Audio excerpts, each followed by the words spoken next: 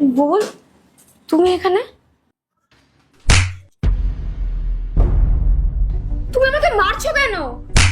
একে বুবুন, তুমি ওকে মারছো কেন? জামাইবাবু, আমি মানছি আমাদের বাড়িতে আপনার সম্মান অনেকটা, তাই বলে তুমি দিদিকে মারবে? দেখেছো তো মা, এটাই হয় রোজ রোজ আমার সাথে।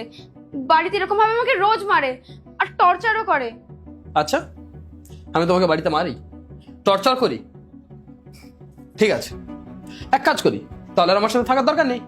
আমি তোমাকে ডিভোর্স দিয়ে দিচ্ছি। আজকে আমি ডিভোর্স পেপারটা তোমার বাড়িতে পৌঁছে দিচ্ছি, তুমি জাস্ট সিগনেচার করে দিও, তাহলে সব ঝামেলা শেষ, তাই না? হ্যাঁ হ্যাঁ, সে তো আমি দেখতেই পাচ্ছি, আমার চোখের সামনে ওকে তুমি মারছো, তাহলে বাড়িতে কি করো? দেখো জামাইবাবু, একে তো তুমি আমাদের বাড়িতে এসে আমার দিদিকে মারছো, তার উপরে আবার ডিভোর্সের কথা বলছো। বাহ, এইবার আমি বুঝতে পারছি কেন ও দিনের পর দিন ও এ বাড়িতে এসে থাকে। একটু ভালোবাসো, একটু ভালোবাসতে যদি না, তাহলে ও এইভাবে এখানে এসে থাকতো না, তোমার কাছেই থাকতো। আচ্ছা, আমি ওকে এখানে এসে মেরেছি সেটা আপনারা দেখতে পাচ্ছেন, কিন্তু আমি ওকে কেন মেরেছি সেটা একটু ওর কাছে জিজ্ঞাসা করেন। শর্মিষ্ঠা মা, কি হয়েছে বল না।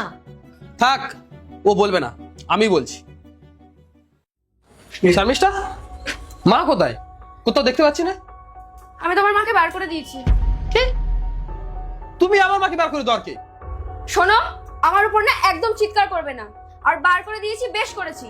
এমনিতে উনি এখানে কোনো কাজের না, বসে বসে শুধু অন্যই ধ্বংস করছিল। আবার তার মধ্যে এটা করো না, ওটা করো না, এখানে যাবে না, ওখানে যাবে না, সারাদিন আমার মাথা খারাপ করে রেখে দিত। তাই বার করে দিয়েছি, বেশ করেছি। শর্মিষ্ঠা, তোমার সাহস কি করে হলো? তুমি আমার মাকে আমার বাড়ি থেকে বার করে দিয়ে বলছো ঠিক করেছি? তুমি এক্ষুনি চুপচাপ আমার বাড়ি থেকে বার হয়ে যাও, নাহলে জানি না আমি কি করে ফেলবো। বাড়াও। ও আমার মাকে আমার বাড়ি থেকে টর্চার করে আমার বাড়ি থেকে বার করে দিয়েছে। আর এই রোদের মধ্যে আমি গিয়ে দেখি রাস্তার পাশে আমার মা বসে আছে, আর তার গালে 5 আঙুলের দাগ বসে আছে। ও আমার মাকে আমার বাড়ি থেকে বার করে দিয়েছে, আর আপনি বলছেন আমি এগুলো কেন করেছি? কি রে, ও এগুলো কি বলছে? ও সব সত্যি বলছে?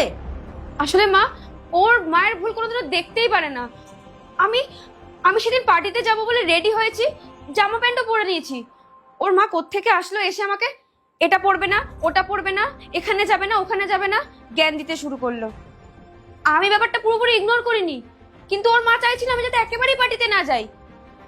সেই জন্য কথা কাটাকাটিতে আমি একবার গায়ে হাত তুলে দিয়েছি। ছি,